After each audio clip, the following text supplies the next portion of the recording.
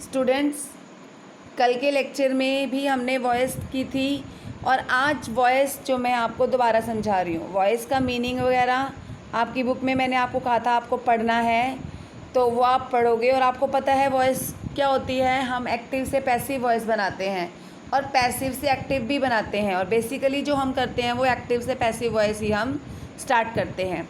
तो आज मैं आपको वही एक्टिव से passive voice as per rules कैसे करते हैं हम वो स्टार्ट करेंगे। तो सबसे पहले आज हम दोबारा से स्टार्ट करेंगे प्रेजेंट इनडेफिनेट टेंस, जो कि मैंने कल भी आपको बताया था। प्रेजेंट इनडेफिनेट टेंस में क्या होता है आपको पता है, पहले टेंस का रूल पता होना चाहिए। ता है, ते है, ती है उसके सेंटेंस के एंड में होता है, और फिर आप सेंटेंस को ईजिली इंग्लिश में ट्रांसलेट कर सकते हो।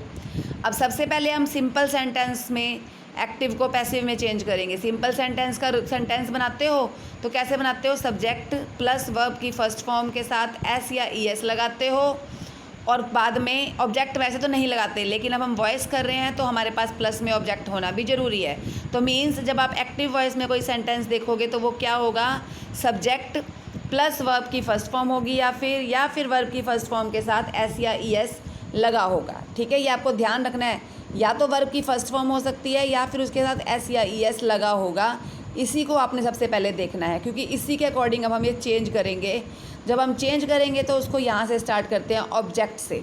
तो ऑब्जेक्ट प्लस अब हम क्या करेंगे, इज़ लगाएंगे या फिर एम लगाएंगे या फिर आर लगाएंगे, वो किस पे डिपेंड करता है, इस ऑब्जेक्ट पे। अगर सिंगुलर है तो इज़ लगाओगे, प्लूरल है तो आर लगाओगे, आई है तो एम लगा दोगे। क्लियर। और उसके बाद आप क्या करोगे, इज़ एम आर लगाने के बाद फिर आप हमेशा ध्यान रखोगे वॉइस में हमेशा वर्ब की थर्ड फॉर्म ही लगती है। वर्ब की थर्ड फॉर्म लगाओगे, फिर बाय लगाओगे। बाय हमेशा लगाना बहुत ज़रूरी है, इसमें बाय का भी होना बहुत ज़्यादा ज़रूरी है। और फिर आप क्या लगाओगे, एंड में जो सब्जेक्ट है वो लास्ट में आ जाएगा। Then similarly we will do the rule for negative sentence. कुछ मुश्किल नहीं है, इसमें डू डज होते हैं आपके पास। जब डू डज होंगे तो आपको डू डज को क्या करना है, जो डू होगा आपका और जो डज होगा आपको उनको क्या करना है, इज़ एम आर में ही चेंज करना है सेम। सिर्फ साथ में फिर नॉट लग जाएगा क्योंकि नेगेटिव सेंटेंस है, इज़ नॉट या फिर एम नॉट या फिर आर नॉट। फिर वही वर्ब की थर्ड फॉर्म आएगी, फिर बाय आएगा, और फिर आपके पास क्या आएगी, जो सब्जेक्ट है वो लास्ट में आ जाएगा। सिमिलरली आपके पास इंटेरोगेटिव सेंटेंस है, तो बेटा रिमेंबर वन थिंग, जब इंटेरोगेटिव सेंटेंस है तो इंटेरोगेटिव में आपको पता है डू और डज पहले लग जाते हैं। सिमिलरली इज़ एम आर भी पहले लगते हैं, और इज़ एम आर को भी आपको क्या करना है, इसके अकॉर्डिंग ही यहाँ पर लेके आना है। अगर ये सिंगुलर है तो इज़ लगाओगे, प्लूरल है तो आर लगाओगे, और अगर ये आपके पास एम है, आई है मान लो यहाँ पर, तो आप यहाँ पे एम लगाओगे।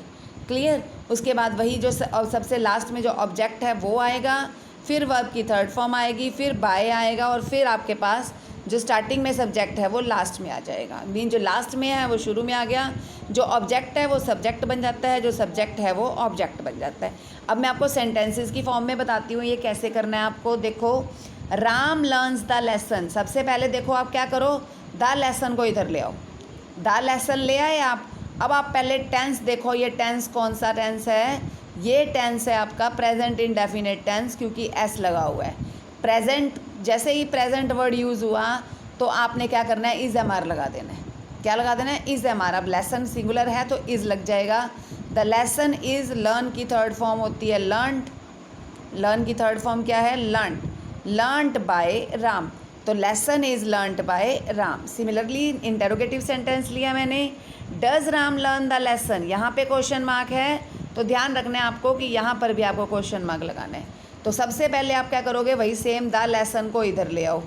और अब देखो, क्योंकि डज है तो डज को हटा के हमें इज़ एम आर लगाना ही लगाना है, क्योंकि इंटेरोगेटिव का इंटेरोगेटिव भी बनाना है।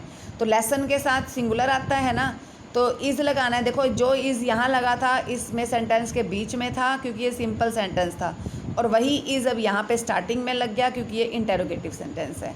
तो इज़ द लेसन, ध्यान से देखो, वही सेंटेंस बन गया, सिर्फ इज़ को आगे लेके the lesson learned by Ram. तो is the lesson learned by Ram, और क्वेश्चन मार्क का क्वेश्चन मार्क। सिमिलरली थर्ड हमने किया negative sentence, Ram does not learn the lesson.